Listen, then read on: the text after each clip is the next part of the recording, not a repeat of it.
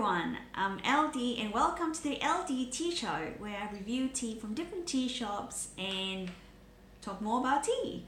The format is that I'm going to talk about the tea, how much it costs, how does it taste, and the final verdict of whether you should try it or not. So today I'm going to talk about GK tea. I've got a lot of different type of teas from them. About a few months ago when I first started getting into Chinese tea, and I'm gonna go through a lot of tea today in one single video just because I think that's all they deserve. I'm not gonna even brew it just to show how bad it actually is. So I bought a lot of tea from them. I got the Mao Feng black tea, I got the honey orchid, pheonix oolong tea.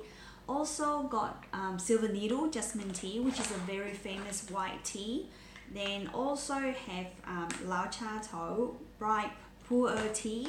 Also have yellow tea and imperial milk oolong tea. And I don't know what else do I get here. Oh, okay, organic jasmine dragon pearl tea. Okay, all of them sounds really amazing, and actually the good thing about this website is that it's really cheap.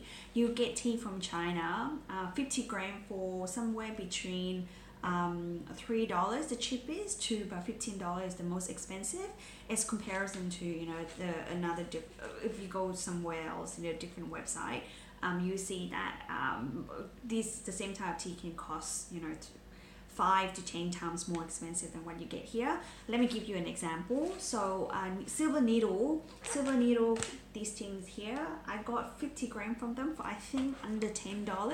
If you go for a shop like T2, this is considered one of their classic, and that's gonna cost you maybe nearly $30 for 50 gram. However, you pay the higher price for a reason, because these tea are absolute rubbish.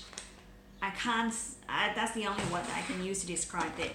And I'm going to talk specifically about one of their tea, which is the imperial milk oolong. This tea was supposed to be buttery, milky. That's the reason why they call it milk oolong. There's no such thing as milk oolong.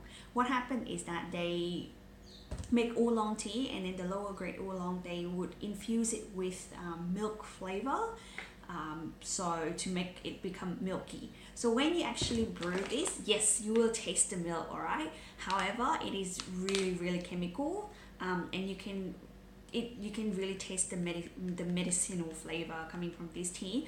I personally don't think that this is good for your health, because come on, you buy tea to make your health better, not to consume additional additives and chemical products to make yourself feel worse. So I would say don't go back to it again. And similarly with other tea, it didn't taste really good. And I bought them a few months ago, and I think I only brewed them the one time to try out how it tastes like, and I never went back to it again. So I'm gonna throw these away, even though they are still full in pack, just because they don't taste good. So my recommendation is don't buy them.